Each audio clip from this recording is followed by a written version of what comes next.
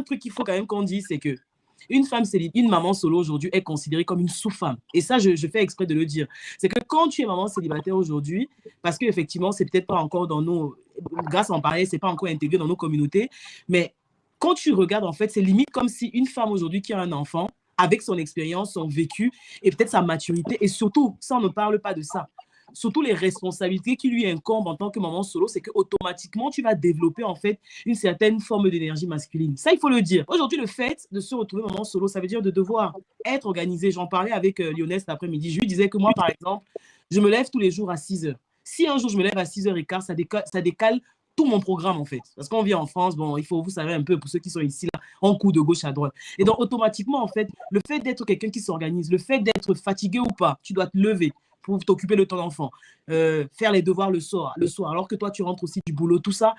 Ensuite, être en même temps la maman douce qui fait des câlins, mais être aussi la maman très dure pour celles qui y parviennent. Ben, en fait, automatiquement, ça te développe aussi en plus de la société dans laquelle on vit, où on a nos réalités. Moi, je parle encore de femmes de ma communauté, de femmes noires dans nos boulots et tout. À la maison, tu arrives, tu es le père et la mère. Quand tu as mis en place ce genre d'organisation dans ta vie, tu ne peux pas permettre à n'importe quel kéké de débarquer pour te foutre ça en l'air. Donc, ce que tu vas rechercher, c'est la responsabilité chez un homme. Et je le dis encore parce que s'il ne vient pas pour t'arranger, qu'il vient pour te déranger, mon ami, ça ne va pas le faire. Et donc, du coup, aujourd'hui, on dit aux femmes, bah écoute, maman solo, oui, mais du coup, pourquoi tu ne refais pas ta vie? Écoutez, comme j'ai toujours dit, ce n'est pas les dragueurs qui manquent, ce n'est pas les gars pour appuyer, je suis désolée du terme, qui manque.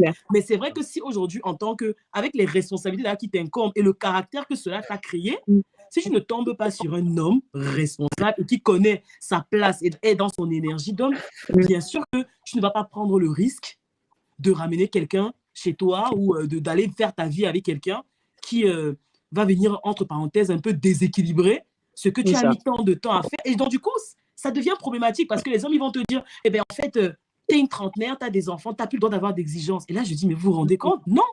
Moi, les exigences que j'avais quand j'avais 20 ans et que j'avais les tétons qui pointaient à midi pile, là, hein, ils sont encore plus élevés aujourd'hui parce que mon statut de maman me l'ordonne, en fait, premièrement.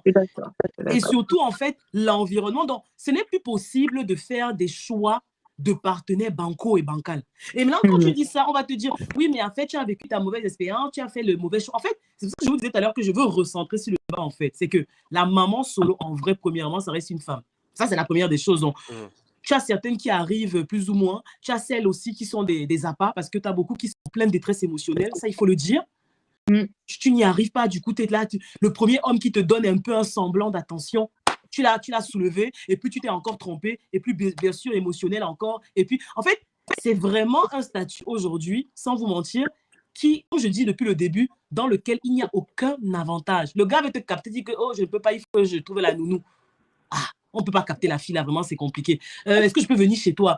Ah, c'est compliqué, j'ai mon enfant qui est là, je ne peux pas t'accueillir chez moi. Donc, du coup, ça donne l'impression que tu deviens une femme inaccessible, alors que tu es juste pour certaines, une femme organisée. Et ça, c'est une putain de charge mentale. Je suis désolée. Voilà. Exactement. Je suis d'accord.